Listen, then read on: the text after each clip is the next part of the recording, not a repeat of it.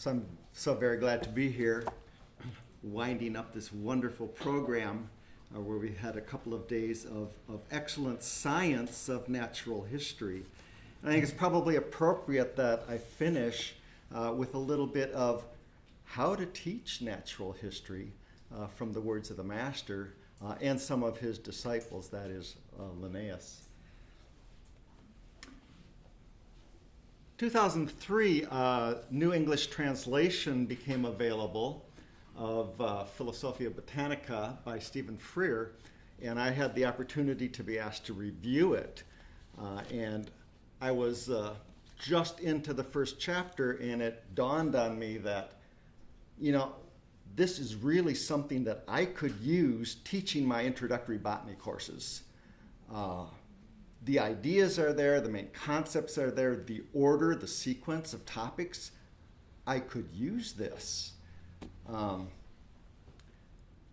it wasn't too long after, a year or so afterwards, I ran across a quote from Thomas Nuttall in his textbook. And he said, nearly all the elementary works on botany extant are derived from Philosophia Botanica of Linnaeus, a work of great labor and utility to those who would wish to make themselves masters of this fascinating branch of natural knowledge. And with that, I became interested in, well, at least in the colonies, at least here in the United States, how much of an impact did this book actually have on teaching botany in the new colleges that were being established in this country? Now, I have to break from that a little bit. We're meeting here at Harvard. Wonderful hosts here at the Arboretum. This is PreLinnaeus. As far as I can tell, this is the first botany course that was ever offered in the United States. It was by the president at that time, the president of Harvard. And he gave the class in the summers. It was the nature of plants. It was on Saturday afternoons. It doesn't turn up in the register of courses for any number of years. But anyway, on the left is the title page from Freer's translation, and one of the nice things about that book is he made a facsimile copy of Linnaeus's originals that would be opposite his translation for the beginning of every chapter. So it's kind of nice that you can make the direct comparison. Yes, here's the translation, and you can see how it fits so nicely together. In the middle are a list of the topics, the list of the chapters. And I should point out that Linnaeus mentions in the beginning that he actually is basing this book on a previous book that he published in 1736, Fundamenta Mechanica, which was essentially a listing of 365, I think one for every day of the year, aphorisms, short, concise, pithy descriptions of important terms and concepts in order. And what he did was then elaborate on each of those in a number of papers. And when it came time to putting Philosophia Botanica together, he brought together the information that he had previously published.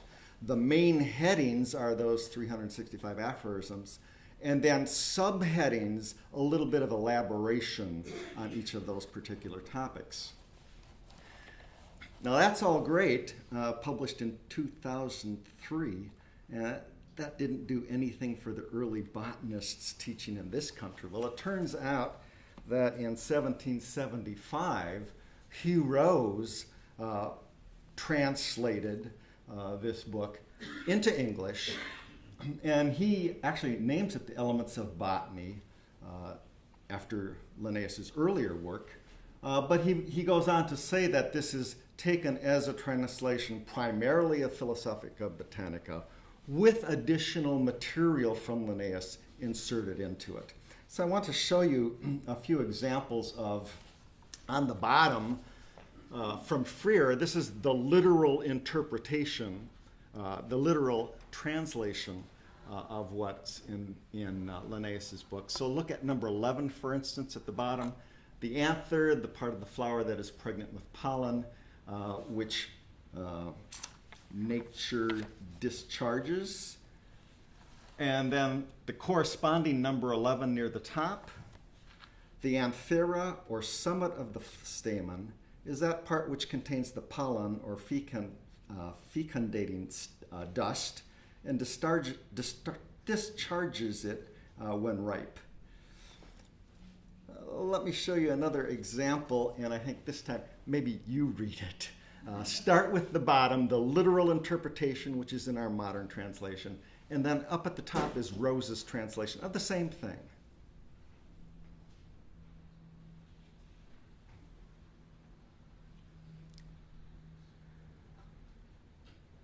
I think one of the things that will jump out at you as you start reading and comparing the two, the modern translation, the new one, is literal, but it's disjointed. It's not even sentences sometimes. Whereas Rose's translation, it reads sort of like a textbook. It's full sentences. It's adding information to complete the thoughts. And that's true all the way through. And there's many places where in this elaboration, he goes beyond what's in the literal text itself. So this is one of my favorites, being a microscopist. Figures of the particles of the farina, or fecundating dust, viewed with a microscope is very different in flowers, different flowers, as for instance, it is quite round and prickly like a hedgehog in Helianthus, and perforate in geranium. So some very detailed additional information was in Rose's volume. And in both of them, at the end of the volume, a dozen or so very nice figures illustrating the kinds of terms and terminology that would be used through the text, making it easier for the students to follow.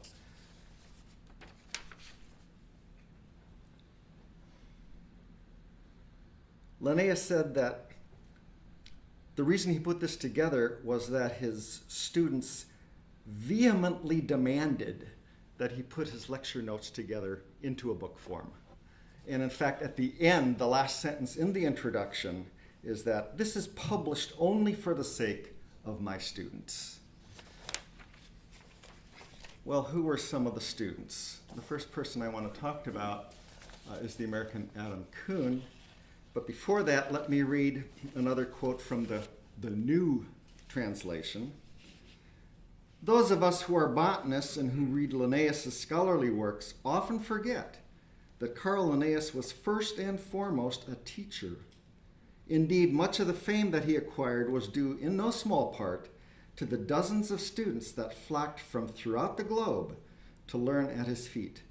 His teaching about plants was so persuasive, and the devotion to the science his pedagogy engendered so complete, that the students he dispatched to distant climes to collect plants became known in Sweden not as scholars, but as apostles.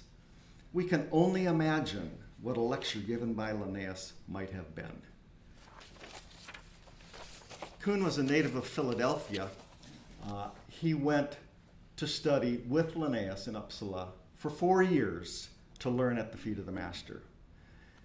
He finished that, then went back to Edinburgh to earn his MD. And of course, botanists were all physicians at this time. To be a physician, you needed to know botany. And during the time he was working on his medical degree, the first medical school was established in the colonies. It was in the College of Philadelphia. And when Kuhn came back to Philadelphia, he was actually appointed to teach botany and materia medica at the new college. And I say, in parentheses, taught the first formal botany course in America, and with a question mark. So here's an ad that he placed in the local newspaper shortly after he arrived back in Philadelphia. And this is advertising his course, his introductory lectures in the course of botany. It's going to be delivered Wednesday, 11th, at 6 o'clock in the evening at his house on Market Street. And there you'll be given a plan of the course and the days of attendance and so on. And the fee, it's half a Johannes for the course. We don't know if it was ever offered. There's no record, there's no syllabus. He never advertised it again. It never turns up in the course descriptions for the college. So he may or may not have actually presented the first course. But certainly if he did, it would have been based on what he learned at Linnaeus' feet. Second individual I want to talk about a little bit was native of Rhode Island, from Newport. And he went to Europe also to get his MD. It turns out that he was studying with William Curtis in London at the time Rose's translation was actually published. He spent a number of years after that at various universities, Edinburgh, several universities on the continent, before he finally came back to the United States in 1783. And with that, he came with an appointment as professor of theory and practice of medicine at Harvard and fellow of Rhode Island College, which is now Brown University. Now, that was kind of an interesting situation because this fellowship didn't pay anything, but he was expected to teach some courses to encourage the local people to register for courses at the college, which would then earn some money. So he actually, and there's records of the courses that he gave at the courthouse in Providence for 2 years, and this was a series of 12 lectures, open to the general public and specifically open to women to come and hear these courses, with the idea being that they might get interested and they later register for courses at the college and bring some money into the university that way. Well, and this is all why he had an official appointment at Harvard. This is from the introduction of the textbook he eventually published in 1811, talking about prior courses in botany in the United States. There had never been any lectures on the natural history in the United States prior to the course referred to up in Providence. Neither had botany nor mineralogy been publicly taught in any part of the Union anterior to the year 1788, excepting, indeed, a short course of 12 lectures on natural history in general, given by the author in the college at Providence in the years 1786 and 1787, he being at the time professor of theory and practice of physics at the University at Cambridge.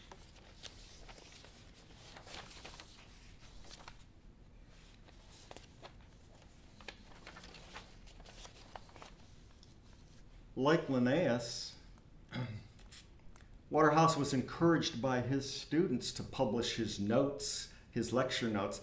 I think we're often encouraged by our students to put our lecture notes online, same sort of thing.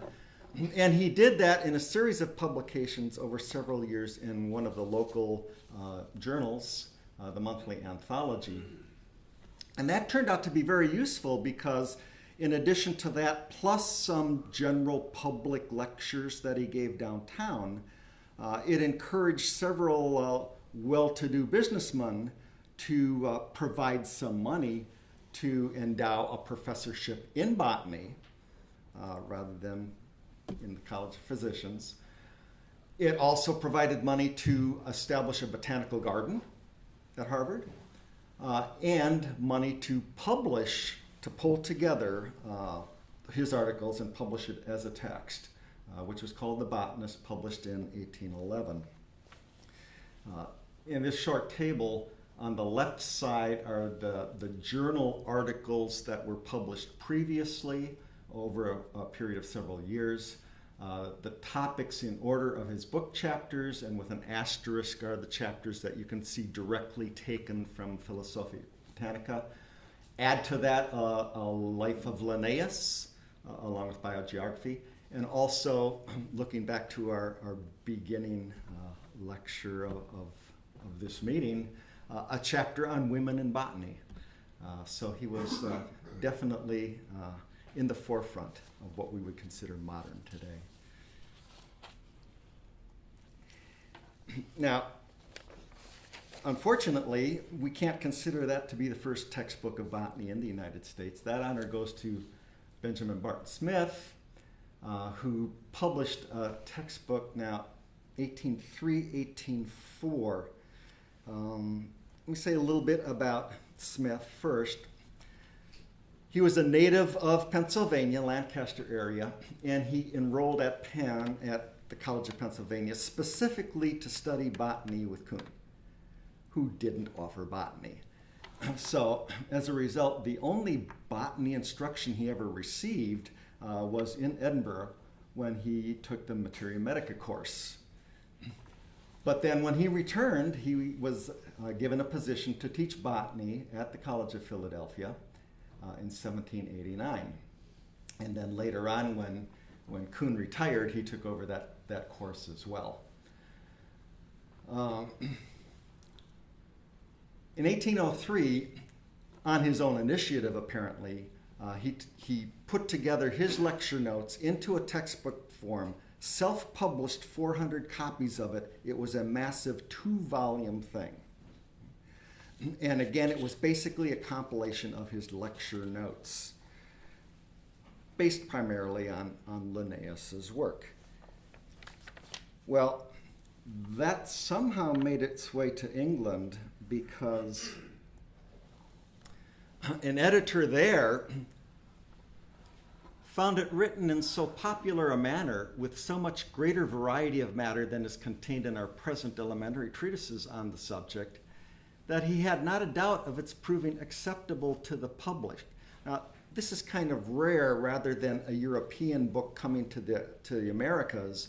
Here was an American book, self-published by the author, made its way to London, and a London publisher thought it was better than anything they had, and he edited it and republished it the next year in a shortened form, condensed, putting English plants in instead of American plants. And we had a comment yesterday about some of the sexual language that Linnaeus was using. The language was toned down in the London version compared to the US version.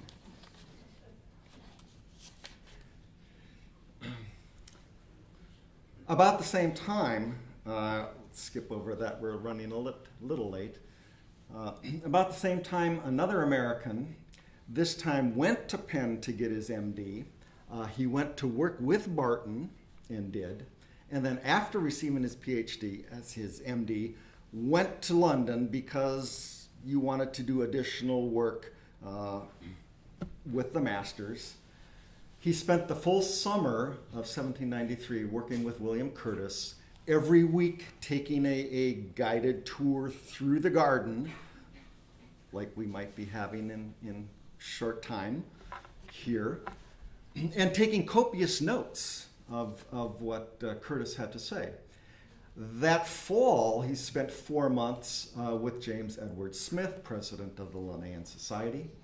Among other things, he was elected a fellow, and it'd be interesting to check now, was he actually the first American fellow of the Linnean Society? And at the same time, he was presented some duplicate copies of Linnaean's specimens to bring back to America. Well, he came back for a position at Columbia University, well, what became Columbia University, again to teach Materia Medica, but he also started to teach botany, specifically. His lectures based on Linnaeus and some of the other English botanists. He had government support, state of New York support, to build a botanic garden, the Elgin Botanic Garden. It had 3 houses, 3 glass houses, 2,000 plants under cultivation.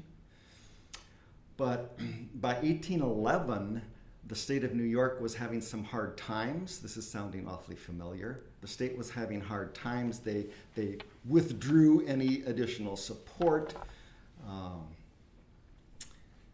Hasek didn't have additional support himself, so he started selling things off He sold the garden. He sold his library. He donated the herbarium, including the Linnean collections, to the medical school. And in 1813 was the last time that he actually taught a botany course. Now I should note, given what's popular on Broadway these days, he was literally present. He was a friend of Alexander Hamilton's. He was the attending physician at the duel between Hamilton and Aaron Burr, and he was the physician who, actually, Hamilton is dead. One of his, I won't say students, but one of the people who wandered into his classes about the time the Botanic Garden was being built was Amos Eaton. Now, Eaton was a little bit different from any other botanist in this country in that he was not interested in a medical degree. He was interested in a law degree. He was a lawyer, he was a surveyor. He had 3 years working with Hasek, learning botany, and he loved it. So what he did when he got his first law job upstate, he started giving practical courses in botany to the local people. And he wrote up a short 11, 12-page notes that he could hand out to the people as they were taking the courses. Now, the unfortunate thing is that he was working for about a year before he was arrested. He claimed that there was nothing to it, but he spent 5 years in jail in New York City. And fortuitously, the jailer's son was someone named John Torrey, the botanist John Torrey. And he taught botany to Torrey from the prison cell. And they became good friends for life. When he got out of prison, he took a position at Williams College. At Williams, again, his students suggested, would you please publish your lecture notes? So he put them together and published it as the first edition of a manual of botany for the northern states. The feature of it is the Linnean system. He went on to Rensselaer, which is now Rensselaer Polytechnic, which had a much different approach towards education, a much more practical approach, which fit him just fine. But he continued through 7 additional revisions of the book. He continued to push the Linnean system as the optimal, usable system for identifying the plants of the Northeast United States. And this actually was a little bit of a difficulty for him because, of course, Asa Gray, who was a student with Torrey and a friend, taught on the natural system, and Gray and Eaton had a falling out and simply stopped talking to each other over should it be the Linnean system or should it be the natural system that we're teaching in our courses. At any rate,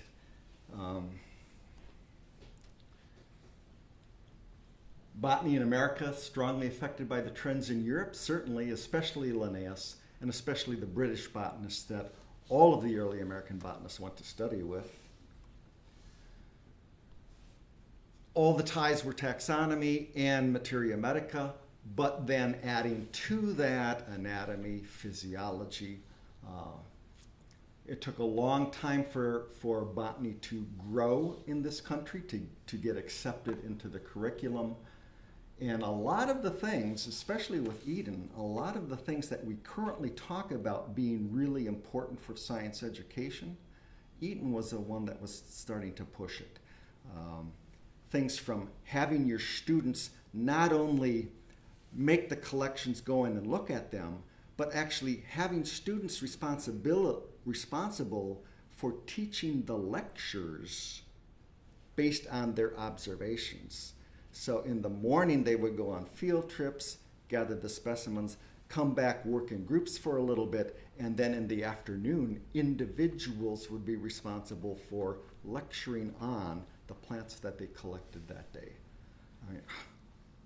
Student active research, there we go. And all thanks to Linnaeus. Thank you.